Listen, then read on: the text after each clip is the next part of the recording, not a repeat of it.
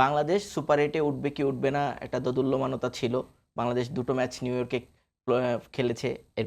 USA তে খেলেছে। এরপরে ২ টো ম্যাচ এইখানে খেলেছে। বাংলাদেশকে সুপার 8-এ কোন জায়গায় রাখবেন? অভিজ্ঞতা বাংলাদেশের ২ রকমই আছে।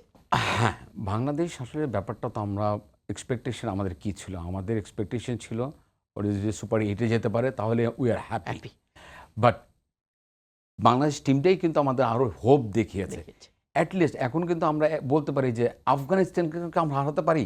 নিশ্চয়ই আমাদের পারি অবশ্যই। এবং we have a great capability. আমরা হারিয়েছি। সো এই জিনিসটাই টিমটা যখন আমেরিকায় এসছে অনেকটাই অগোছালো ছিল।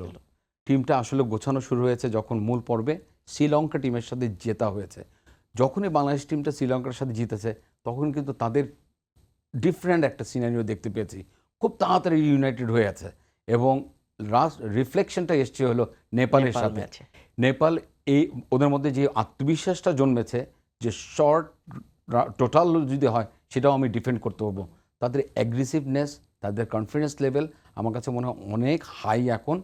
এখন যে কোনো জিনিস কিছু হয়ে যেতে পারে। দেখেন বাংলাদেশ যখন ফর্মে থাকে বাংলাদেশের কাছে কিন্তু কোনো টিমেই আমার কাছে মনে হয় না পাত্তা পাবে। পাত্তা পাবে না। এটা কিন্তু সত্যি। বাট বাংলাদেশ যখন আবার ডাউন ট্রেনে থাকে তখন কিন্তু স্ট্রাগল করে। আমার কাছে মনে হয় যে আমার আশা, আমার এক্সপেকটেশন এট লিস্ট আফগানিস্তানের সাথে ম্যাচ জিতলে উই আর ভেরি হ্যাপি।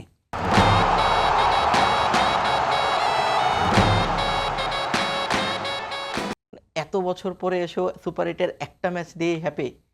দেখেন সুপার 8-এ রয়েছে কে? সুপার 8-এ অস্ট্রেলিয়া, ইন্ডিয়া, ইন্ডিয়া। আফগানিস্তান। এখন শুধু চিন্তা মানে ওদের সাথে আমরা যদি বলি যে অস্ট্রেলিয়া, ইন্ডিয়াকে আমরা হারিয়ে দেব, এটা আসলে একদম মানে বোকামার মতো কথা হবে।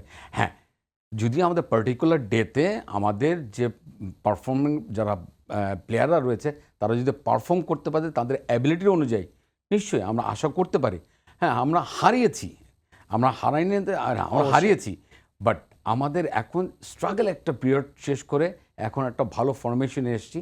আমরা যদি ফার্স্ট খেলাটা আফগানিস্তানের সাথে হতো তাহলে যদি আমরা জিততে পারতাম তাহলে কিন্তু আশা করতে পারতাম ইন্ডিয়া বা অস্ট্রেলিয়ার সাথে। ফার্স্ট খেলাই হয়েছে অস্ট্রেলিয়ার সাথে। অস্ট্রেলিয়ার সো এই জিনিসটা আসলে একটু হলো আমরা চিন্তিত যে অস্ট্রেলিয়ার সাথে স্টার্টটা কেমন হয়। আমার কাছে মনে হয় যে যদি আমরা অস্ট্রেলিয়াকে হারাতে পারি তাহলে আমরা অনেক কিছুই করতে পারবো। মিরপুরে অস্ট্রেলিয়াকে আমরা সিরিজ হারিয়েছিলাম। প্রায় কাছাকাছি পিচ। একই রকমের ব্যবহার মানে আচরণ করছে। একটু কি চান্স থাকে না বাংলাদেশের? আমার কাছে মনে হয় যে এই উইকেটের the best bowling line of বাংলাদেশের টু বি অনেস্ট। অবশ্যই। দেখেন মুস্তাফিজকে দেখেন, মুস্তাফিজ এই উইকেটের জন্য একদম সুইটেবল বোলার বিকজ অফ তার বল গ্রিপ করে, তার কাটার স্লোয়ার সব কিছু এই উইকেটের জন্য বেস্ট। ভেরি ইনফর্ম বলার তানজিম সাকিব। সাকিব। সো অ্যাগ্রেসিভনেস এই দুইজন পেস বলার কিন্তু আমাদের অনেক কিছুই করে দিতে পারে।